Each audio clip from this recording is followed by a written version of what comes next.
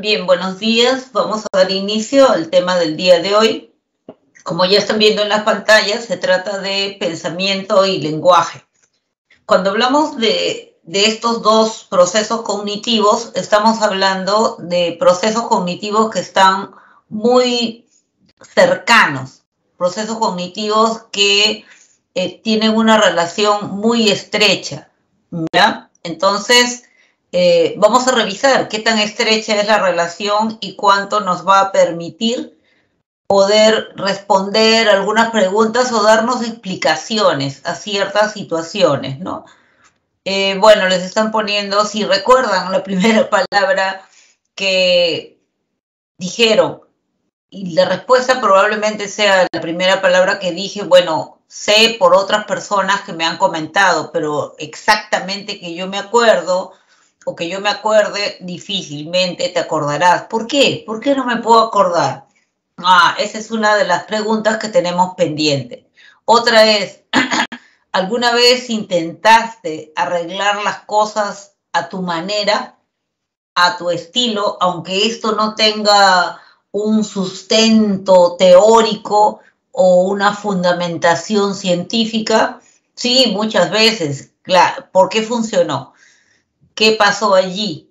¿Qué es lo que te hizo remitirte a esa estrategia? Y otra pregunta que también trataremos de resolver con el tema del día de hoy es cómo es que generamos ideas innovadoras, ideas creativas, ideas que prácticamente no las había escuchado antes y que a mí se me ocurrieron. ¿Cómo es que se me ocurre? ¿Cómo es que pasa eso? Bien, el tema del día de hoy entonces abarcará lo que es el pensamiento, qué funciones cumple, qué tiene que ver con esto la creatividad, hay tipos de pensamiento o no, y el lenguaje, cómo entra dentro de la actividad del pensamiento. Básicamente, cuando hablamos de pensamiento, estamos hablando, y eso es importante no perderlo de vista, estamos hablando de una cadena de respuestas. Eso es importante, ¿ya? Una cadena de respuestas simbólicas. Pero es una cadena, o sea, no es una sola respuesta, sino es una cadena de respuestas. Por eso se dice que el pensamiento es uno de los procesos cognitivos que abarca o activa más procesos cognitivos. Cuando tú piensas, atiendes. Cuando tú piensas, percibes. Cuando tú piensas, usas tu memoria. Entonces activa otros procesos cognitivos que van a funcionar paralelamente, simultáneamente al pensar. A través del pensamiento vas a formar nuevas ideas, juicios, vas a resolver problemas y vas a tomar decisiones. Entonces, el pensamiento, además de activar y apoyarse en otros procesos cognitivos, te permite crear nuevas ideas, nuevos juicios, solucionar problemas y tomar decisiones. Sin embargo, se dice que dos son las principales funciones que cumple el pensamiento. La primera, que es una función básica y primera también, primera en el orden del tiempo, fundamentalmente y para siempre, es la función representacional, también conocida como función simbólica. ¿En qué consiste? Justamente en lo que aquí dice, representar el mundo, volverlo a presentar ante nosotros, ante nuestra propia percepción. Y la otra función es la función llamada elaborativa. Elaborar viene de crear, ¿no es cierto? O está relacionada con crear. Entonces, a través de la función elaborativa, nosotros creamos algo. ¿Qué creamos? Creamos conceptos y damos solución a problemas. Creamos soluciones a problemas. Vamos a revisar esto con un poco más de detenimiento. La función representacional, ojo al prefijo, representacional, también llamada función simbólica, es aquella que consiste en reemplazar objetos, situaciones, hechos, personas, los reemplazo. Los reemplazo por imágenes, por signos o por símbolos, ¿ya? Esta función de poder reemplazar es lo que se llama función representacional. Utilizo un reemplazo, una representación, y se asemeja a lo que sucede con el signo lingüístico, ¿no? En el caso de la imagen, la niña se alegra mucho porque obtuvo en su evaluación una A. La A, que vendría a ser la situación en sí, es interpretada por ella como que bien, lo hice bien, ¿no? Entonces, ese es el significado que tiene. Entonces, en ese sentido, a través del pensamiento hacemos lo mismo. Algunas cosas son representadas de una manera determinada. El hecho de haberlo hecho bien fue representado con la letra A. La letra A vendría a ser la imagen o símbolo que se utilizó para aprobar o para asentir, aceptar, felicitar o revalorar algo. Entonces, esa función representacional no es una función que se adquiera bruscamente, no es una función que aparezca de pronto, sino es una función que se va a ir perfilando, se va a ir mejorando poco a poco. Y el primer indicio de función representacional aparece cuando uno es pequeño todavía, más o menos año y medio, 2 años. ¿Qué sucede allí? El niño empieza a imitar en ausencia del modelo. O sea, no cuando el modelo está delante de él, sino cuando el modelo ya no está. Va a imitar personas, acciones, movimientos, situaciones inclusive, ¿no? Entonces a eso se le conoce con el nombre de imitación diferida. La imitación diferida es la imitación en ausencia del modelo y es el primer indicio de pensamiento. Entonces al niño le dicen, a ver, baila como tu papá. El niño hace una serie de movimientos, pero el papá no está allí bailando, sino que está dentro de él. ¿Es memoria? No exactamente, es más que memoria, porque para poder guardar algo en tu memoria necesitas codificarlo, necesitas cifrarlo en un código, simbolizarlo. Aquí es donde se ve la función representacional del pensamiento, en la capacidad de haber simbolizado algo para poder guardarlo en su memoria. Se llama imitación diferida. Es la primera señal de función representacional o simbólica, de acuerdo a lo trabajado, a lo estudiado por Jean Piaget. Jean Piaget, como ustedes saben, fue un psicólogo que trabajó fundamentalmente todo lo que es pensamiento, asemejándolo o tomándolo como sinónimo de lo que es inteligencia. Entonces, cuando hablan de la evolución de la inteligencia, según Piaget, están hablando de la evolución del pensamiento. Entonces, ¿qué nos dice Piaget? Dice, empieza con la imitación diferida. Luego, esta imitación diferida se convierte o pone las bases para el denominado juego simbólico.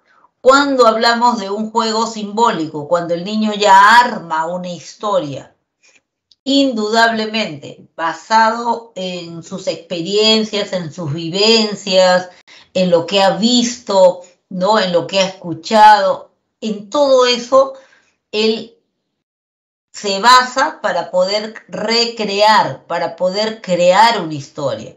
Entonces, en el juego simbólico el niño crea una historia y sobre todo y fundamentalmente utiliza símbolos. ¿Ya? Utiliza símbolos. Esto es, utiliza objetos que van a simbolizar algo. Estos símbolos que utiliza el niño son transitorios y arbitrarios.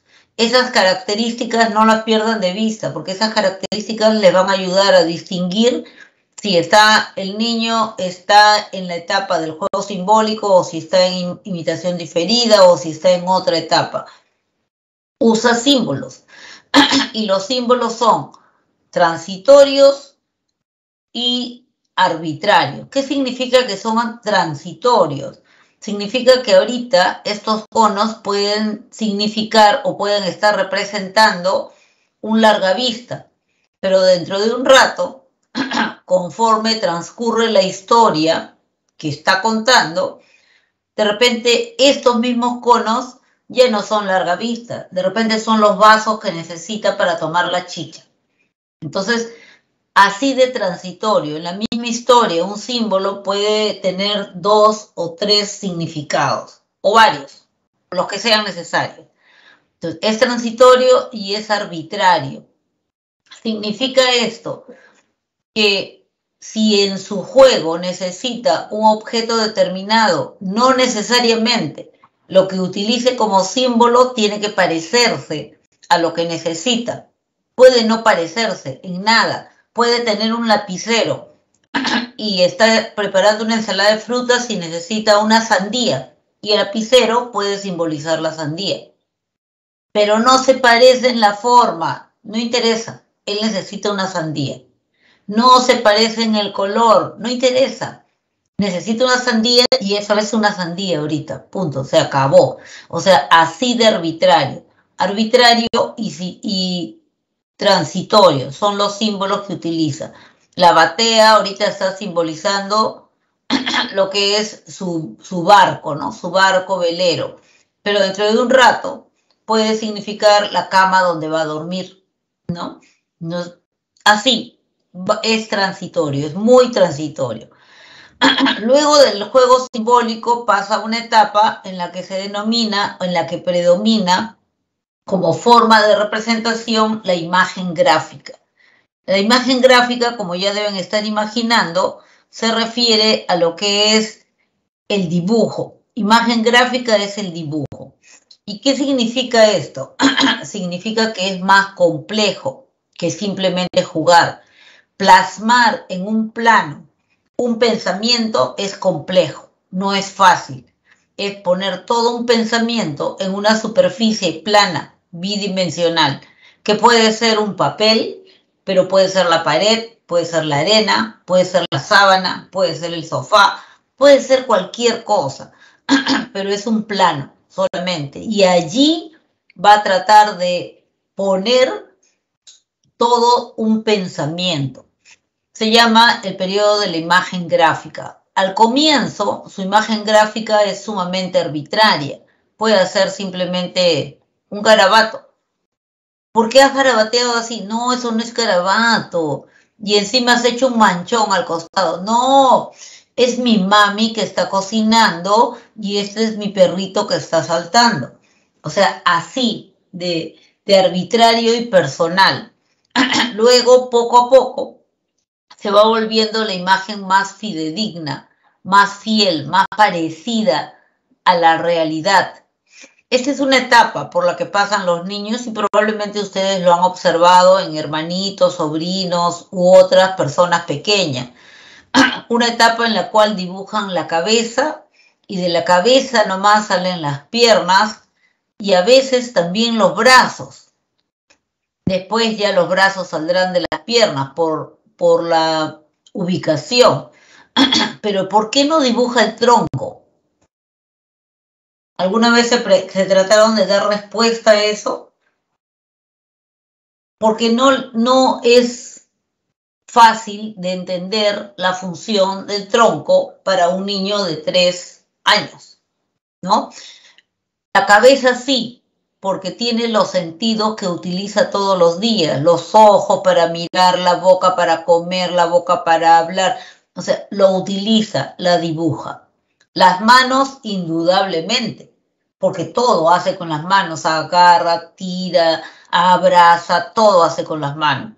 Y las piernas también, porque camina, corre, se trepa, salta, etc. Entonces, estas son sus partes importantes, son las que toma conciencia de que existen. El tronco no lo puede movilizar, el tronco, entre comillas, no le sirve para nada o no se da cuenta que le sirve para algo.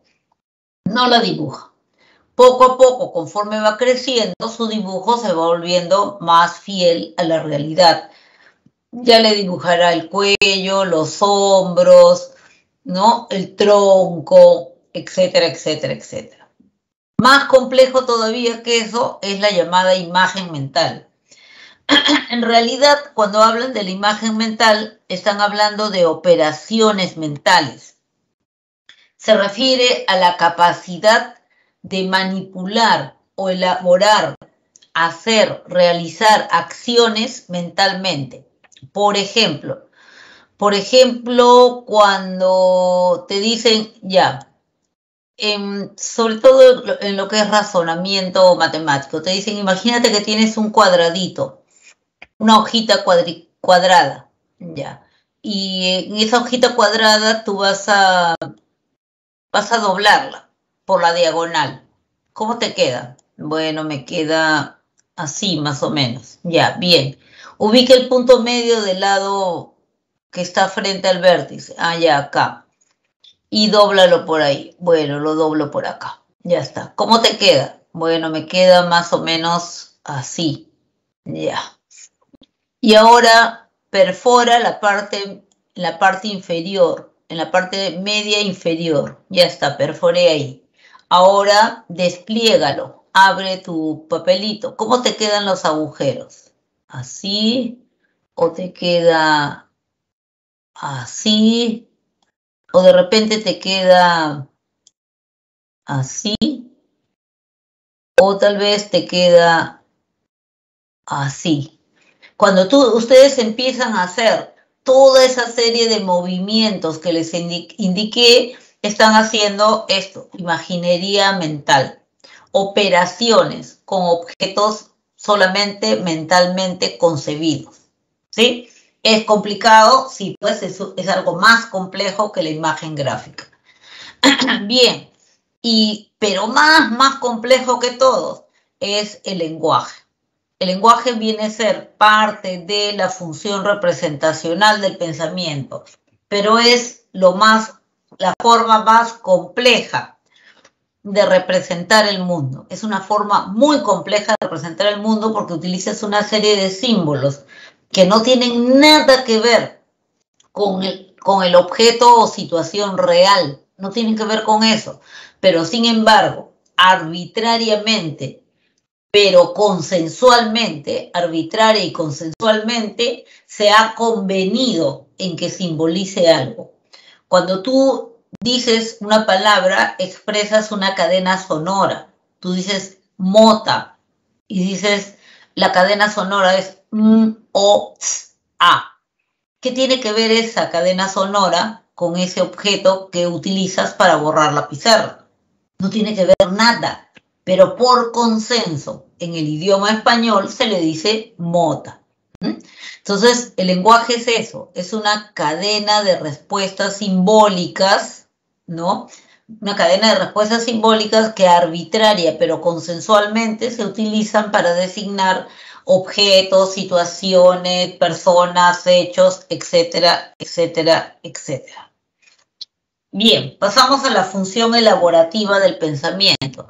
A través de esta función elaborativa, la persona va a poder o va a ser capaz de crear algo. ¿Qué cosa va a crear? Va a crear, por un lado, conceptos. Bueno, un poquito mejor. ¿Y qué es un concepto? Un concepto es una clase. Gracias a estos conceptos, a que tenemos conceptos, a que manejamos conceptos, es que nosotros podemos comunicarnos. Si no existieran conceptos, si no tuviéramos conceptos, si no manejáramos conceptos, no podríamos comunicarnos. Entonces, si yo te digo, préstame tu lápiz, tú tienes que tener el concepto de prestar y tienes que tener el concepto de lápiz.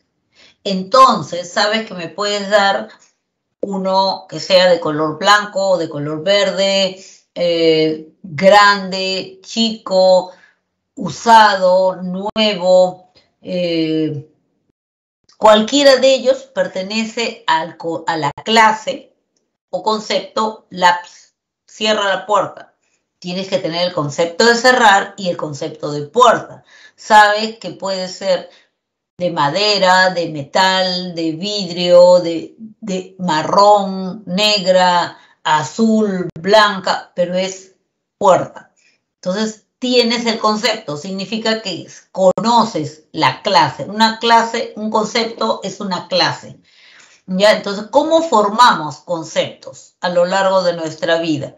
Bueno, la forma fundamental, existen otras indudablemente, pero la forma fundamental como nosotros formamos conceptos es por abstracción.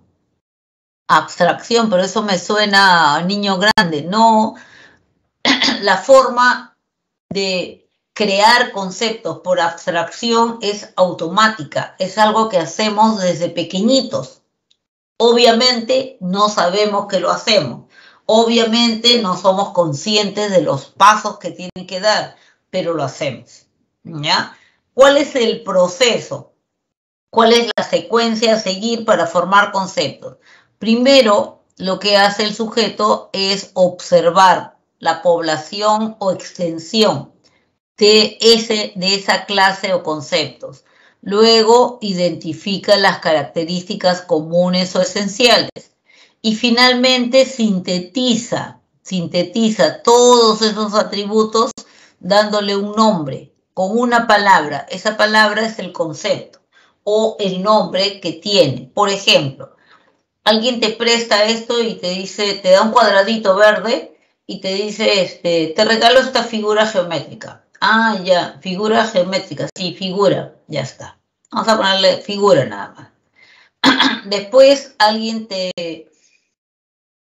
tú encuentras un triángulo rojo, estás jugando y alguien viene y te dice, ¿y por qué agarraste mi figura? ¿Tu figura? Sí. ¿Quién te dio esa figura? Esa figura es de mi juego. Y se la lleva. Era un triángulo verde y dijo que se llamaba figura geométrica.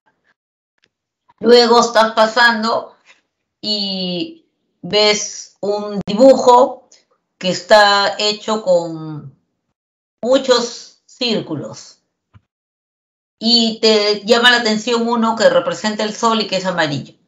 Entonces lo señalas y tu mamá te dice, ah, ¿te gusta? Qué bonito círculo amarillo, ¿no? No, o te dice, qué bonita figura.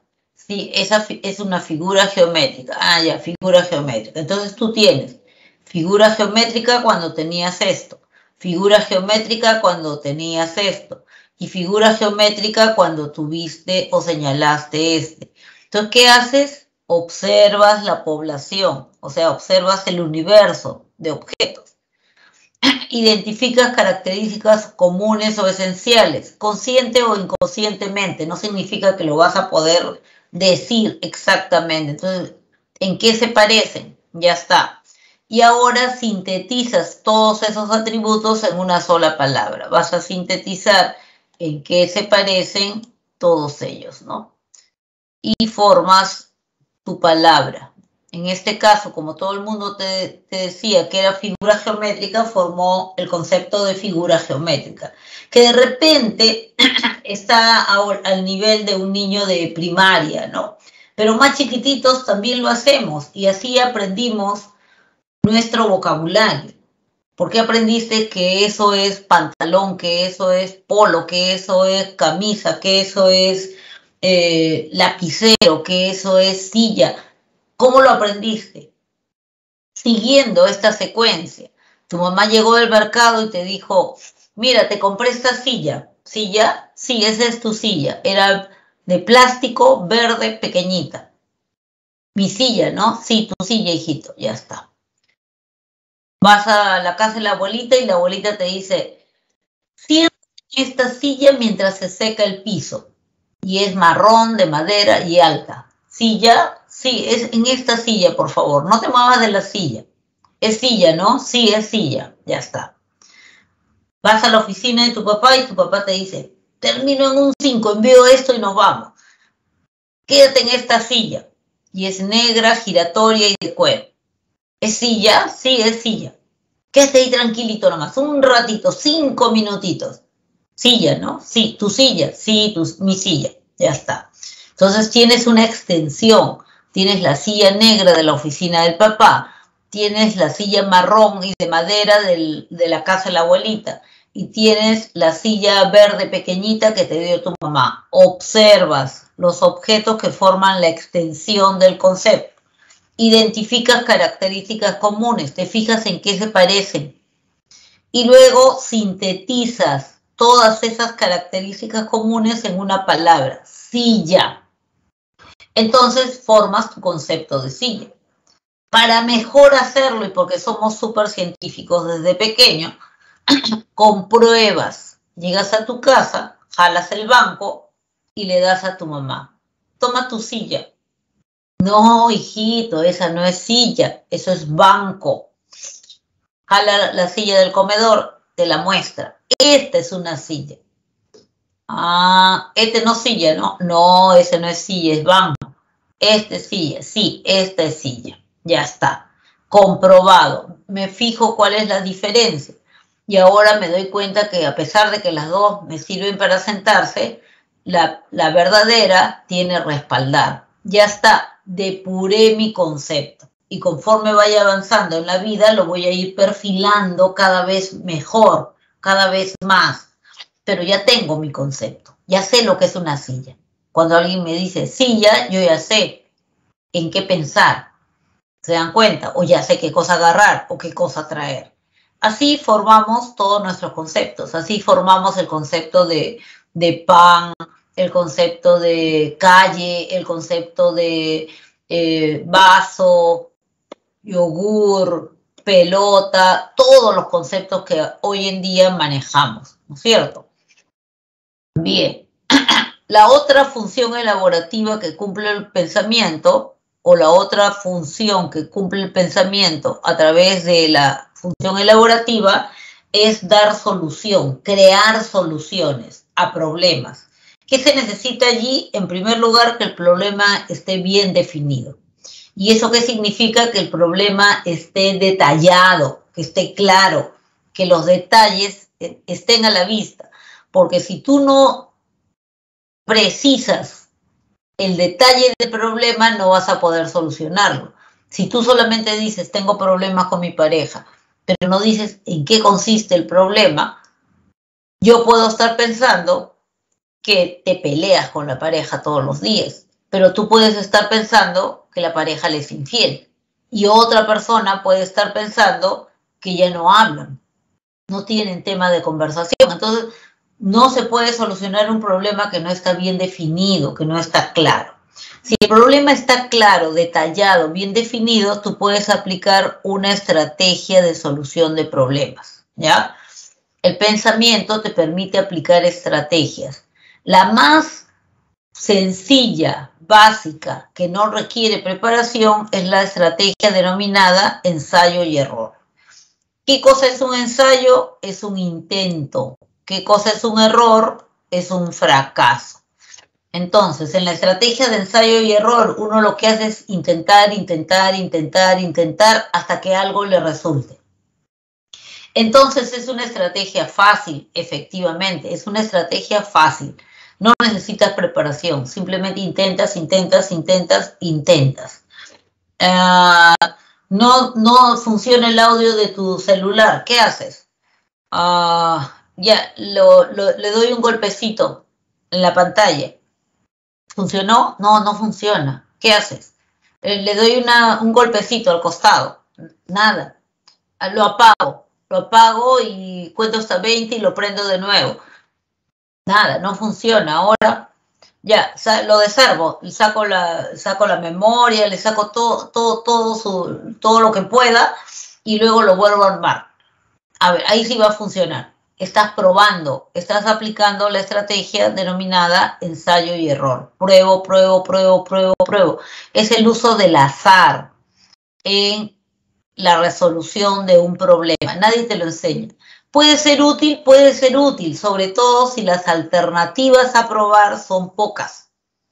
El ejemplo típico es el candado y las llaves. tienes un candado cerrado y tú quieres abrirlo. Las llaves, por favor, ¿quién tiene las llaves? Están sobre la mesa, en el manojo verde. Vas a ver y hay un manojo verde, efectivamente, pero no sabes cuál es la llave. Y hay 3 llaves. ¿Qué haces? Pruebas. Intentas con la primera. No funcionó, fracasaste, desechas esa alternativa. Agarras la otra llave. Intentas. No funcionó, desechas esa alternativa. Agarras la tercera. Intentas, se abrió. Solucionado el problema. Es útil, sí, cuando las alternativas a probar son pocas. Pero si en vez de ser un manojo con 3 llaves, hubiera sido un manojo con 300 llaves, la situación ya es diferente. 298, no abre. 299, tampoco. 300, abrí. Pero ya era demasiado tarde. Perdiste mucho tiempo. ¿Se dan cuenta? Cuando tienes límites de tiempo, o sea, tienes un tiempo límite para resolver un problema, es mejor que recurras a esta estrategia denominada recuperación de la información. El nombre de la estrategia ya les va diciendo de qué se trata. Consiste en recobrar información. ¿De dónde? ¿De dónde? De tu memoria, pues, de recobrar información de tu memoria. Esa estrategia sí puede ser muy útil, pero el requisito principal es que tengas información guardada en tu memoria.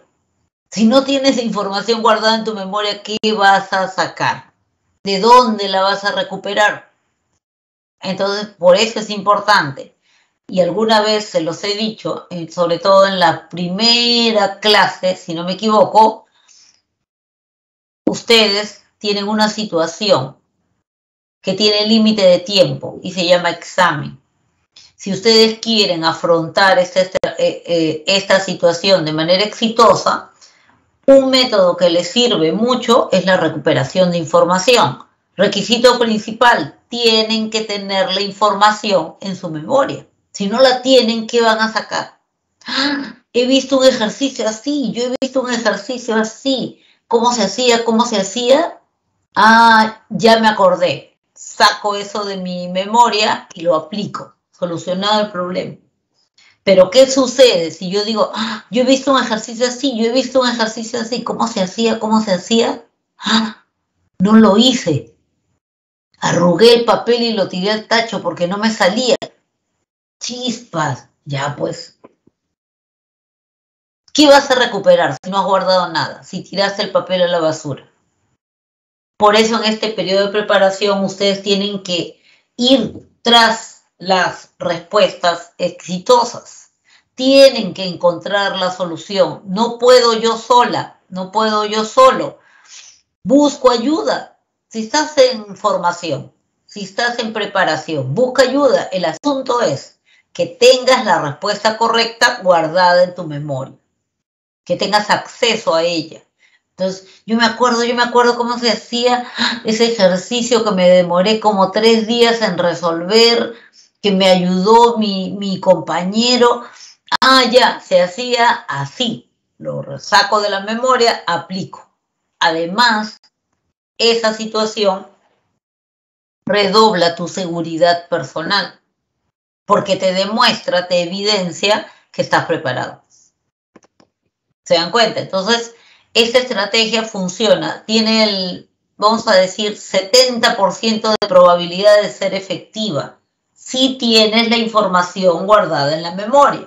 Mientras más parecido sea el problema que tienes guardado en la memoria, el problema con solución que tienes guardado en la memoria, al que tienes al frente, mientras más parecido sea, más posibilidades de que la solución de problemas sea exitosa. Bien, otra estrategia que sí funciona al 100% es el algoritmo. El algoritmo es una estrategia que no tiene pierde. Pero el algoritmo es una secuencia rígida de acciones. Rígida significa que es como un instructivo. Primero haces esto, segundo esto, tercero, cuarto, quinto, sexto, etc. tienes que seguir todos los pasos que están allí. No puedes saltarte ninguno. No puedes deformar o distorsionar ninguno. Si tú lo haces, ya no te garantiza la respuesta correcta. Puede que sí, puede que no. Sería al azar. Pero si tú quieres hacer uso del algoritmo para solucionar un problema, tienes que seguirlo al pie de la letra. Entonces, hay ocasiones en las cuales emplear el algoritmo suele ser muy tedioso, te solicita demasiado tiempo. El profesor empieza a resolver el ejercicio en la esquina superior izquierda y termina en la esquina inferior derecha. Entonces, llenó toda la pizarra de cálculos y operaciones y halló la respuesta. Pero no importa, pero hallé la respuesta, está bien. Entonces, estoy en mi examen y empiezo a resolver. Terminé el ejercicio, hallé la respuesta. ¡Trin! Se acabó el examen. Cuidado. Entonces, el profesor te dice, sí, alumno, tiene razón. Hay ocasiones en las cuales utilizar el algoritmo es muy tedioso. Yo le voy a enseñar un atajo. Les voy a enseñar un truquito. Ese truquito, ese atajo, que generalmente no tiene una lógica evidente. O sea, tú dices, pero esto, ¿cómo que va a funcionar? No, no es lógico. Pruébelo, pruébelo. Ya está, pruebas a hacer ese método. Luego comparas con la operación o el problema que resolviste usando el algoritmo. La misma respuesta, sí sale. A ver, vamos a probar en este otro. Aplico el truquito. Sí sale eso. Si es una estrategia innovadora que no muestra de repente mucha lógica, pero que sí funciona, es una estrategia heurística. Las estrategias heurísticas son las estrategias innovadoras, novedosas, que usan mucha creatividad, que utilizan pensamiento creativo, que no se muestran lógicas, pero son efectivas. Si son efectivas, eso son estrategias heurísticas. Por eso, dentro de las estrategias heurísticas se considera el uso de estereotipos también. Cuidado, porque a veces les gusta poner por ahí algunas preguntas. El uso de estereotipos es considerado una estrategia heurística. ¿Por qué? Porque no tiene una lógica, pero generalmente es efectiva, ¿no? Por ejemplo, dice, esta prenda está carísima, pero está a la moda, entonces me voy a ver bien, ¿ya? Como está a la moda, me voy a ver bien, ya está. Yo creo eso, ¿no? O podría ser algo de repente más simple, ¿no? Como que de repente, a ver, podría ser, ya, tengo que comprar un aparato tecnológico, ya, voy a comprar y de repente digo, ¿cuál compro? ¿Cuál compro? Uy, Dios mío, hay demasiadas marcas. Quiero este parlante, ¿cuál será bueno? No nos puede probar por pandemia, no se prueba nada. Ya, y ahora, ¿cuál escojo? ¿Cuál escojo? Ya, LG es una buena marca. Ya, yo quiero este. Ya está. Me dejo llevar por el estereotipo. Todo lo que sale. ¿Cuál es el estereotipo? Todo lo que sea LG es de alta calidad. Ya está. Punto. Entonces el estereotipo es un atajo. Es parte de una estrategia denominada heurística. Bien, y se utiliza el pensamiento creativo, se utiliza la creatividad. La creatividad, entonces, tiene esa característica. Es un tipo de pensamiento o una forma de pensar en la cual tú creas o generas ideas nuevas, pero valiosas, ¿ya? Ideas novedosas, ideas cargadas de novedad, pero valiosas, que tienen utilidad, que sirven, novedosas y valiosas. A propósito de esto, Guilford y De Bono son dos teóricos que dan de repente, una nominación diferente a cada uno de estos tipos de pensamiento. Pensamiento lógico es el pensamiento racional, el que siempre te da una respuesta lógica, que se puede seguir. Pensamiento creativo es el pensamiento innovador, el que se sale de lo esperado para sorprenderte, pero que es útil, ¿ya? Pero que es útil la solución al problema. El pensamiento lógico, Guilford le llama pensamiento convergente, porque todo lo que haces converge en una sola respuesta, la respuesta lógica. De Bono le llama pensamiento vertical, siguiendo más o menos la misma línea, ¿no? A partir de una causa siempre hay una respuesta, ¿no? Entonces es vertical, siempre te va a llevar a una respuesta, la respuesta lógica. Guilford, el pensamiento creativo, le llama pensamiento divergente, porque diverge de lo esperado. Lo esperado sería lo lógico. Y el pensamiento creativo le llama pensamiento lateral. ¿Por qué? Porque se va por los lados, se va por los costados, se va por otro sitio, no por el camino esperado, pero te da la respuesta útil, la respuesta, la solución a tu problema. Ya simplemente son formas diferentes que indudablemente se basan en todo un marco teórico que en este momento no viene al caso. Simplemente tratar de acordarse que el pensamiento lógico es el pensamiento convergente de Guilford y el pensamiento vertical de Bono. Y el pensamiento creativo es el pensamiento divergente de Guilford y el pensamiento lateral de Bono.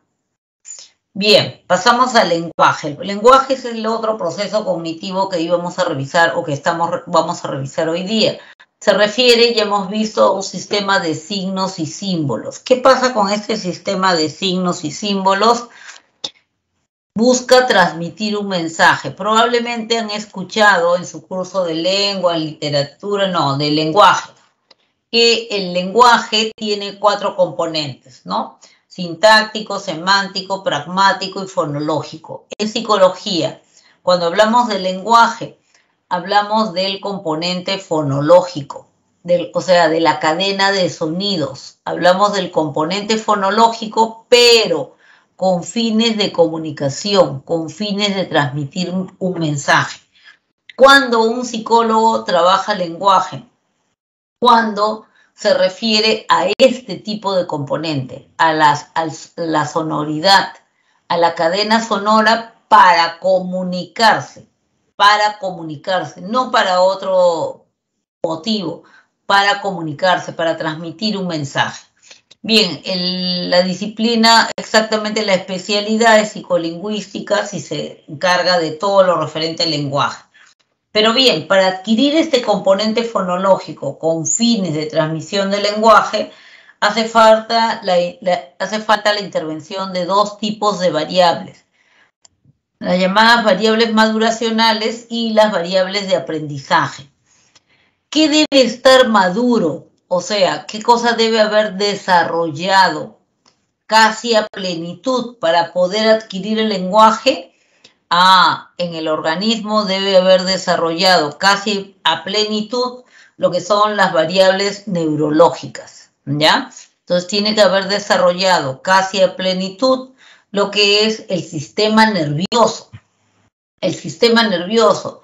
Si el sistema nervioso no está medianamente maduro, especialmente en algunas áreas del cerebro que ustedes conocen, el área de Wernicke y el área de Broca, por ejemplo. ¿Para qué? Para que pueda entender el lenguaje y para que pueda producirlo. Quiere decir que las neuronas de estas zonas y las que unen esta zona, fascículo de Arcuato, tienen que estar completamente mielinizadas, recubiertas de la mielina necesaria que le permita una transmisión. Si no es así, no es posible adquirir el lenguaje. Entonces, por lo tanto, ¿a qué edad más o menos se logra eso? 1 año y medio, 2 años, más o menos por ahí empieza, ¿no?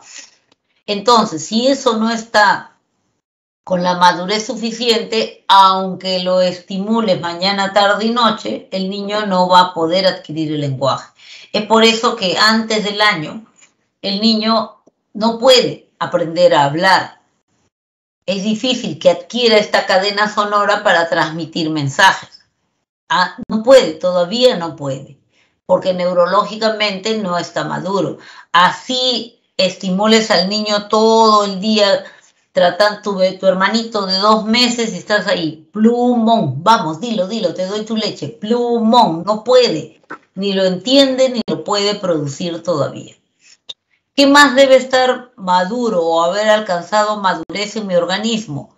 El aparato respiratorio. Significa que, pero es un sistema autónomo, cierto, es autónomo, pero tú tienes que tener cierto manejo o control inconsciente o conscientemente sobre tus órganos respiratorios para bloquear, para dosificar la cantidad de aire que expulsas o que retienes o que cortas.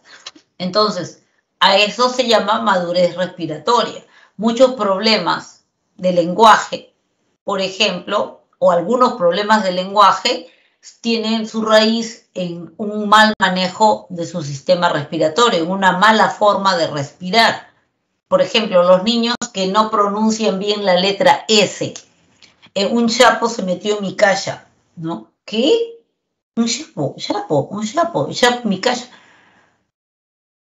Un sapo. ¿Qué pasó ahí? En vez de dosificar la cantidad de aire que sale, expulsa demasiado aire. Entonces, en vez de decir sapo, dice sapo.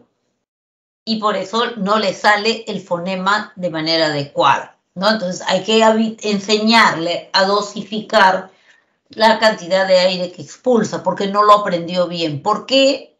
Hay muchas razones, ¿ya? A veces una mala imitación, a veces porque le fue reforzado así, diferentes factores. ¿Qué más debe estar maduro? El aparato fonador. ¿Qué es el aparato fonador? Todos los órganos que intervienen en la fonación. Cuerdas vocales, paladar, labios, mandíbula, lengua, todo lo que interviene debe estar bajo cierto control del individuo, ¿ya? O, en otras palabras, el individuo debe poder utilizarlos de la forma que desea para poder producir uno de los fonemas que estamos mencionando. Por ejemplo, hay problemas en la letra R. No puede decir el fonema R, rápido, rata, rosa. No puede. ¿Qué sucede cuando yo digo estas palabras? Mi lengua vibra. Sí, pues tu lengua vibra. El niño que no pronuncia yata, yopa, rápido, ¿no? Su lengua no vibra. Claro, o sea, no logró espontáneamente imitar esa vibración de su lengua. No logró. A veces le puedes enseñar con estimulación, modelándole la pronunciación, pero hay ocasiones, sobre todo si ya está más grandecito, en que no es suficiente modelarle la forma de producir un fonema. Entonces, ¿qué necesita? Necesita terapia de lenguaje para que aprenda a manejar sus órganos fonadores, ¿ya? Para que aprenda a manejarlos. Entonces, les ponen, por ejemplo, ¿no? Para la R, una especie de liguitas en la lengua con las cuales el terapeuta hace vibrar su lengua.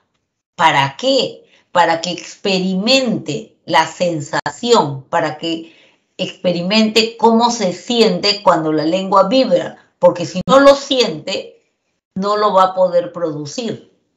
Entonces, necesitamos armar esa cadena nuevamente. Bien, tiene que estar listo el aparato fonador. ¿Y qué más? El sistema auditivo. ¿Por qué el sistema auditivo debe estar maduro? El sistema auditivo debe estar maduro porque a través del oído tú vas a poder discriminar, diferenciar sonidos. Y los fonemas, hay fonemas que se parecen mucho. Y si no puedes diferenciarlos auditivamente, entonces no vas a poder producirlos. Entonces le dará lo mismo un fonema que otro. Gracias, le da lo mismo, ¿no es cierto? Entonces no lo puede pronunciar bien. Entonces tiene que estar bien diferenciar así a detalle los diferentes fonemas para poder producirlo. Bien, ¿qué se hace entonces si él no escucha bien, no diferencia bien? Igual, la terapia le ayudará con estímulos de apoyo primero a diferenciar los diferentes fonemas que debe adquirir. Ya está. Orgánicamente está maduro. ¿Suficiente? No. Necesario sí, pero suficiente no. ¿Qué necesita hacer? Necesita aprender a hablar, ¿ya? Necesita aprender a hablar. ¿Y qué necesita para eso? Hay diferentes formas de aprender. Puede aprender generalmente la mayoría del lenguaje se aprende imitando, ¿no? Hablamos español o castellano porque eso es lo que escuchamos, ¿no? Si nos hubieran llevado a Alemania cuando teníamos 1 mes, 2 meses, 3 meses, ¿no? Probablemente hablaríamos ese idioma, alemán, y no español o castellano. Bien, ya está. Entonces, generalmente aprendemos en la mayoría de los casos por imitación, pero también aprendemos por condicionamiento clásico, ¿cierto? No han estudiado todavía aprendizaje. ¿Qué significa condicionamiento clásico? Significa que aprenden a asociar. ¿Qué cosa es lo que van a asociar? Van a asociar palabras, objetos o hechos con sonidos. Por ejemplo, la mamá le enseña pato, pato. Mira, ¿te gusta tu pato? Pásame el pato, vamos a jugar con el pato. Y asocia esa palabra pato con el objeto, situación o hecho que le están mostrando. Y entonces lo aprende a decir, aprende esa palabra. También se aprende por condicionamiento operante. ¿Eso qué significa? Significa que el condicionamiento operante viene a ser la consecuencia de lo que hace o dice, ¿ya? Si, por ejemplo, cuando él dice una palabra determinada, le felicitan o le atienden o le dan, mami, chupete, chupete, ya hijita, toma, chupete, ya está, aprendió que está bien dicho chupete porque la atendieron y se lo dieron, pero si lo dice mal, yete, ¿qué? Yete, no entiendo, juguete, no, yete, ay, no te entiendo, hijita, pregúntale a tu mamá, ella te entiende. No lo atendí, eso es interpretado como un castigo o tiene ese efecto, ¿no es cierto? Ya el niño ya no va a decirlo así porque no lo entiende, pues y no consigue lo que quiere. Entonces la consecuencia es que no consigue lo que quiere, eso es condicionamiento operante. Y se aprende cognitivamente cuando uno va buscando las respuestas o las definiciones. Bien, todo eso va a marcar 2 etapas dentro del desarrollo del lenguaje. Una primera denominada prelingüística, que es la etapa a través de la cual el niño adquiere la cadena sonora, ¿ya? Bueno, primero es el llanto, luego aprende los gorjeos, que son los sonidos que produce con sus órganos fonadores, luego los balbuceos, que viene a ser una sola sílaba repetida varias veces, y luego los balbuceos con entonación. Aquí ya se ve una intención de comunicarse en el niño intenta comunicarse de alguna manera. Teóricamente, al año, cuando cumple 1 año, ya es capaz de producir una palabra. No perfectamente, pero más o menos ya la produce, ¿ya? Entonces, ahí empieza lo que se denomina la etapa lingüística del lenguaje. También tiene estadios o etapas. Al comienzo, ojo, las edades siempre serán referenciales, ¿ya? Siempre será referencial, será más o menos por ahí, pero no es obligatorio. Por ejemplo, al comienzo, desde el año y hasta el año y medio más o menos, se le denomina estadio holofrásico. Por holo significa todo, frásico viene de frase. Se refiere a que es la etapa en la cual el niño con una palabra dice o expresa todo un pensamiento. Por ejemplo, aprendió a decir calle, calle. Y con esta palabrita quiere decir que quiere ir a la calle. ¿Qué hace? Agarra al papá del pantalón y lo jala. Calle, calle. Utilizó un recurso que se llama praxia. Una praxia es una acción, jalarlo es una acción. ¿Ya? Por eso se dice que su lenguaje es simpráxico, pegado a la praxia. Desde del año y medio como edad referencial y hasta los 2 años y medio, se produce un aumento de su vocabulario, un aumento muy rico, muy grande el vocabulario. De una palabra semanal empieza a aprender una palabra diaria. Luego, desde los 2 hasta los 3 años, ya empieza a armar oraciones de 3 o más palabras. Aquí en esta explosión del lenguaje puede armar frasecitas de 2 palabras. Pero acá ya arma de 3, sintácticamente bien construidas. Mamá buena lleva calle, pero no usa conectores. Por eso se le llama el periodo del habla telegráfica, como si fuera un telegrama. Hacia los 6 años, 3 a 6 años más o menos, ya tiene en su haber la creación de párrafos, la creación de oraciones largas, pero se le descubre hablando consigo mismo. ¿Qué es lo que está sucediendo? Que su habla, que es eminentemente externa, se vuelve un habla egocéntrica. Usa su hablar para poder hablar consigo mismo. Esto luego se convertirá en pensamiento verbal. ¿Ya? Bien, chicos, por favor, todo. Les mandé la clave de respuestas. Si necesitan ayuda, algo no quedó claro, vayan al multichat, por favor, utilicen todos los servicios y si algo les molesta y no pueden rendir al 100%, pidan atención en el psicopedagógico.